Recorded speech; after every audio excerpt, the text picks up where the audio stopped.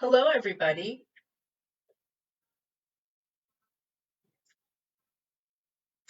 Hello. Welcome to this new segment called Ask the Rabbi, where I will do my best to answer your questions thoughtfully and with a traditional based answer if there is one. So, in order to not make this stump the rabbi, I hope that you will send me your questions in advance or add them to the comments here for this video, and I will take them into consideration for future segments. So, what kind of questions can you ask the rabbi? Perhaps you want to know what chosenness means and how that ancient concept is still relevant in today's world. Or maybe you've wondered why we light 2 candles on Shabbat instead of just one, or 3, or 8. Maybe you've wondered what a Jewish wedding might look like during this pandemic and how we can recreate rituals and imbue them with meaning during these difficult times. Maybe you've wondered what the origin of the Jewish star is and why it's called a Jewish star in English and a Magen David, a shield of David in Hebrew. Maybe you want to know if Judaism believes in heaven or hell. Or maybe you've been told that you're not going to be saved as a Jew, and you wonder why that matters, or if it does in Judaism. Maybe you're thinking along simpler lines and just wondering why we say Shabbat Shalom to each other when we greet each other on the Sabbath. Or perhaps you've always wanted to know about the different kinds of Jewish holidays and festivals and what makes one a Chag and what makes one not a Chag. Or maybe you've always been confused by the fact that there is a Shabbat menorah as opposed to a Hanukkah menorah and want to know why they are different. Whatever it is that you want to know, ask, and hopefully I will be able to answer it for you. For today, I thought I would tackle a question that has come to my mind during these recent weeks as I've watched our Facebook pages full of pictures of challah. Everybody seems to be baking, and I myself have been a part of that craze. I actually happen to have a 25-pound bag of flour sitting in my kitchen right now. 25 pounds. I knew in my mind that 25 pounds is a lot of flour, but until I saw that bag, I really didn't know what that meant. But now I have it, and I'm going to continue baking challah into the distant future, I think. But anyways, what is it about challah, and why is it something that we as Jews flock to? Sure, it's yummy, and we all love to eat it. And if you poll any group of Jews about their favorite Jewish foods, challah will definitely be near the top of the list. But challah is not a modern invention. Believe it or not, it is actually one of those traditions, one of those rituals that comes to us from the Bible. We first find it in the book of Numbers, where we read, "The first portion of your kneading you shall separate as a dough offering," challah. "In all your generations, give the first of your kneading as an elevated gift to God." Challah then was part of the temple service, part of the ritual of bringing sacrifices or gifts to God, and one of them was called challah, the bread offering. And here we're told that when we make this bread, we are to knead it, similar to what we do today as we roll it out on our cutting boards and knead it with our hands or use our bread machines. Whatever it is, that process of kneading the dough and bringing air into it, we're told that as we do that, we are to take a piece of it off, an offering, and that piece was known as challah. Now, the rest of the loaf is known as challah too, but the part that you would offer to God would be that first part that you would take off of the bread when you finished the first kneading. So before you allow it to rise, before you braid it, before you cook it, right near the very beginning, you take a piece off, and that is what you would have given as a sacrifice. But today, you can burn it in the oven completely.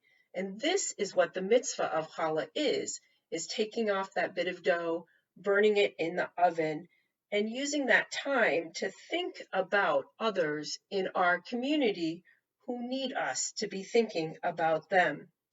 Sometimes when people remove that piece of dough and bake it, they say prayers for healing. And I've had friends and colleagues ask if there's anyone whose name they should mention as they make challah that week. But in ancient times, this part of dough was not only given to God, sometimes it was given to the priests as part of the food that sustained them.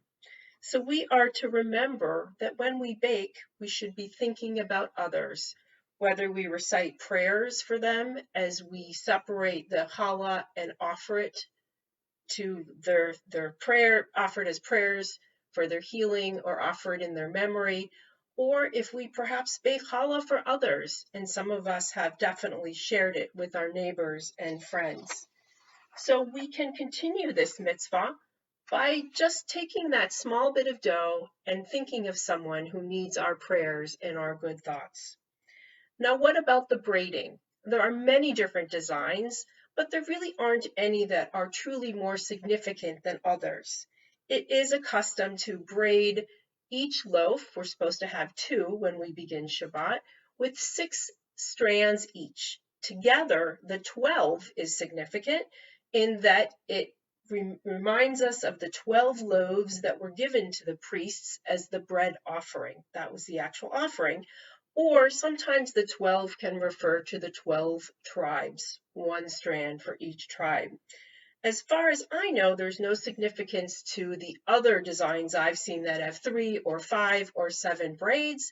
Depends on how skilled you are at braiding and whether you can make it look nice by adding 3 or 5 or 7 or however many braids you want. But there is significance to the shape. When it's round, as we serve ourselves round challah for Rosh Hashanah and Yom Kippur during the high holy days, the roundness represents the cyclical nature of the year and our hopes that we will begin our turn around the sun during this new Jewish year in a good way, and that our year will be healthy and whole, just as our challah is round and whole. There are some other interesting shapes, and I noticed a couple weeks back that many took on the tradition of creating the Shlissel challah, which comes into play on the Shabbat after Passover before we begin the month of Iyar, and it's a challah that looks like a key. So if you saw the pictures of challah posted right after Passover that looked like keys, that is where this tradition comes from.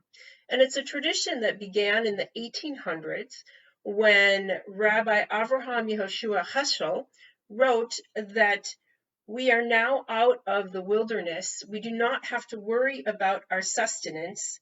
Therefore, we now have a key in the form of prayer to God to open up the gates to us.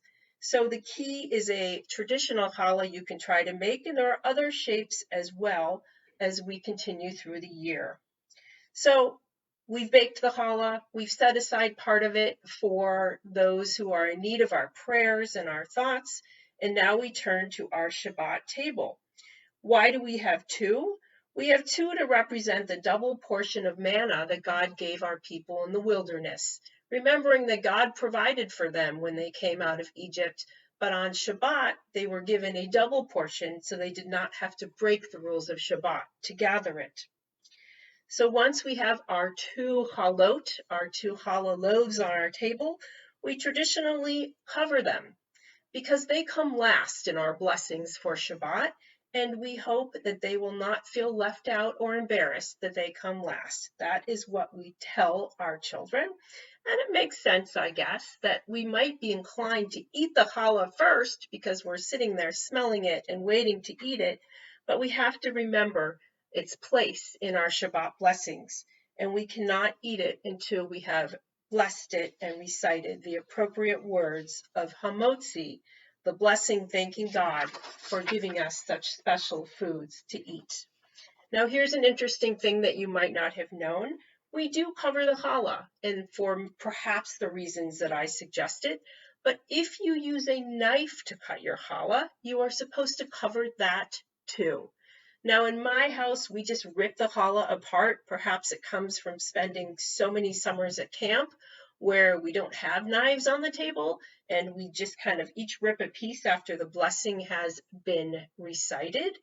But if you do use a knife, you're supposed to cover that too. Why? It has to do with reminding us that even though knives are used to cut food, they are also used sometimes in other ways that do not represent the Shabbat peace that we are welcoming into our home.